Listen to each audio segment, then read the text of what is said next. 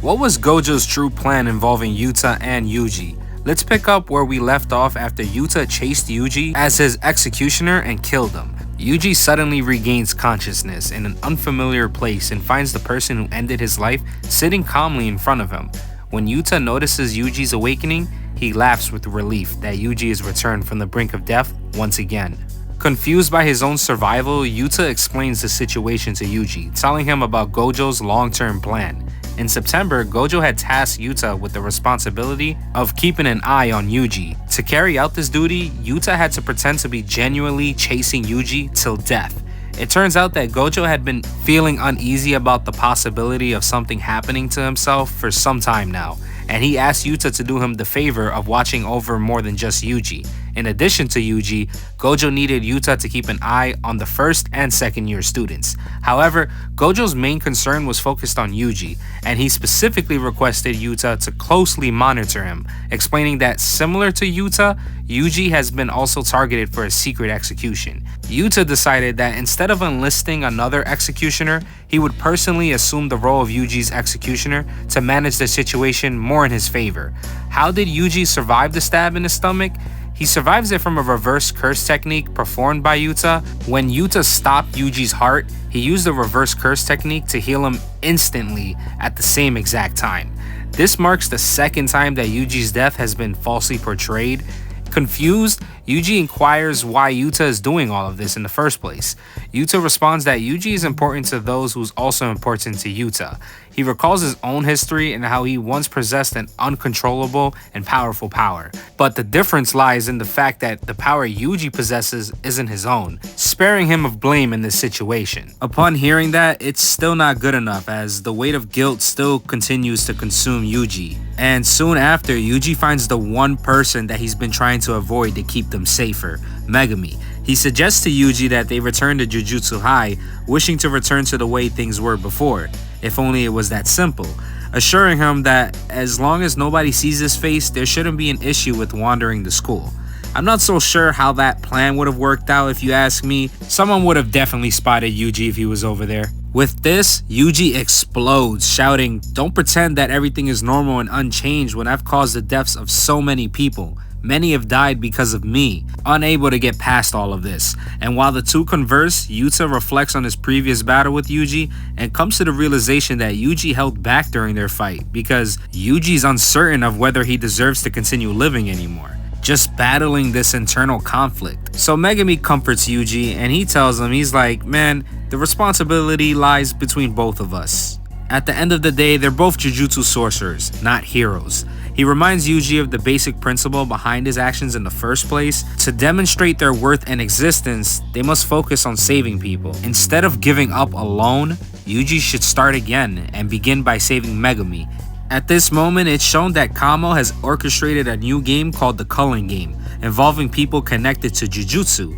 Megami urges that he needs Itadori's support because his sister Sumiki is entrapped in this dangerous game. And hearing this, it's like a trigger for Yuji, causing him to remember his grandfather's dying words, which urged him to ensure that as a strong individual, he helps others. Making up his mind on what to do now, he faces Yuta and openly tells him that Sukuna has some kind of intention, some plan involving Megami. He then talks on how Sukuna seized control of his body in Shibuya, attributing it to Yuji's consumption of 10 fingers at once, bringing his total to 15 fingers eaten with only 5 remaining that he still needs to eat. And he's pretty confident that he can maintain control over Sukuna even if he consumes the remaining 5 fingers at once. But he takes extra measures by discussing a contingency plan with Yuta. He asks Yuta to quickly kill him if he loses control and switches places with Sukuna, fully trusting in Yuta's strength and abilities, especially after their recent battle.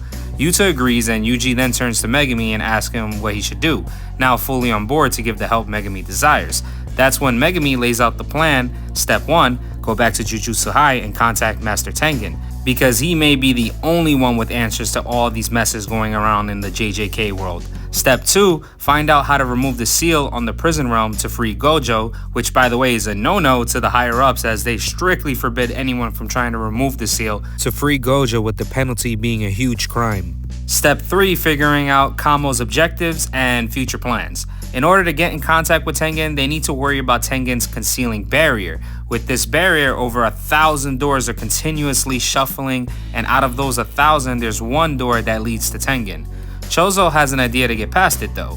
But before that, let's rewind a little bit to Maki, who was hit by a fucking brutal attack by Jogo in Shibuya, resulting in severe burns that was definitely life-threatening, but thank God she makes her return, now alongside Tsukumo, showcasing the visible aftermath of her nightmare. Large burn marks on the left side of her face and bandages covering the right side. Her whole face is all fucked up from burns. Not gonna lie guys, it hurts seeing Maki like this, but I'm just happy she's still alive. You JJK0 fans will really like this because walking through the door is Yuta and everyone, and we see the reunion between Yuta and Maki for the first time since the movie.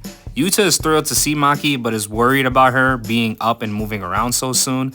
And Tsukumo explains to everyone the extent of Maki's new burn injuries and makes it clear that there is no remedy for her. Maki will need to adapt to living with her scars for the rest of her life, as even reverse curse techniques can't undo such severe burns. Now, returning to the Tengen situation, Maki is also taking part in trying to find a way to penetrate the barrier and communicate with Tengen, which ties into Chozo's plan earlier for breaching the barrier. This is the plan. The cursed warehouse, which houses Jujutsu High's collection of cursed tools and objects, stands between the doors and the tomb, and the remnants of Chozo's younger brothers are located there. Despite being remains, Chozo's technique's side effect can offer direct guidance to Tengen. With the plan in place, only one issue remains.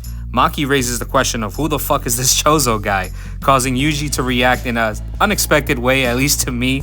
He tells Maki to consider Chozo as his older brother, just making it official for Chozo, who's been calling Yuji his brother for a little while now. And I just thought it was pretty funny, especially because Chozo responds with this excited, happy look that Yuji finally called him big brother.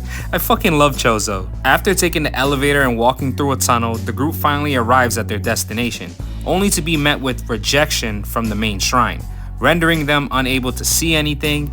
At least that's what Tsukumo believed until a familiar voice asked, "Leaving so soon?" And in front of them all is Master Tengen, marking the conclusion of the quest to locate him, now able to ask him the questions that they have for him. And I'm gonna stop right here. Thanks for watching guys, I do appreciate it. Make sure to hit that like and sub button, and if you're new to the channel, welcome. And if you're enjoying these little summary videos, comment on any other manga series you'd like me to do this on too. I'd be more than happy to work on them. There's so much to talk about with all these phenomenal series out there, so yeah, just let me know once again, and I'll see you on the next one.